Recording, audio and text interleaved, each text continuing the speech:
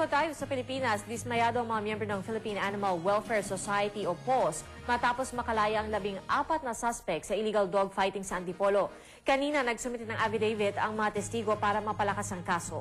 Ang mainit na balita atin ni John Consulta. Naghihimutok sa sobrang sama ng loob ang grupong Philippine Animal Welfare Society o PAWS.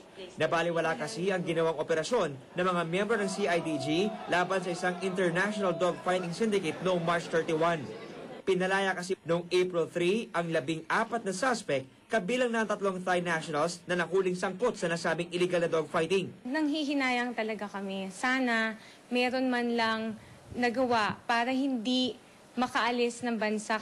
Sa desisyon ni Antipolo City Assistant Prosecutor Corazon Sampaio, di umano sapat ang mga ebidensya na ipinresenta ng PAWS. Wala rin anya affidavit mula sa isang veterinaryo na magpapatunay na ginamit sa dog fighting ang mga na-recover na aso ng grupo.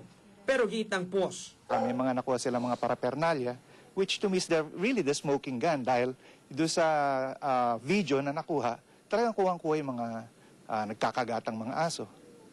Base sa records ng Bureau of Immigration, nakaalis na ng bansa ang 3 Thai national noong mismong araw ng sila'y pakawalan.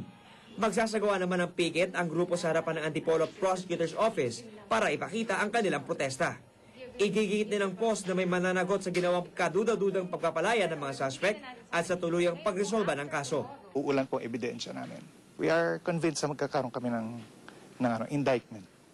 Who want to make parang strong statement na ayaw nila ng dog fights kasi malupit to sa hayop at saka it promotes violence. So, tigil na. Sinubukan ko na ng GMA News ng pahayag si Antipolo City Assistant Prosecutor Corazon Sampaio pero di nito sinasagot ang mga tawag namin sa kanyang opisina. John Consulta, GMA News. At yan po ang mga mainit na balita sa oras na ito. Para sa iba pang malalaking balita, mag-log on sa www.gmanews.tv. Magkita-kita po tayo bukas alas 12 punto para sa mga balitang walang kinikilingan, walang pinoprotektahan. Walang kasinungalingan, serbisyong totoo lamang. PR Kanghel po. At ako po si Rafi Tima, ang inyong mga kasalo dito sa Balitang Hali.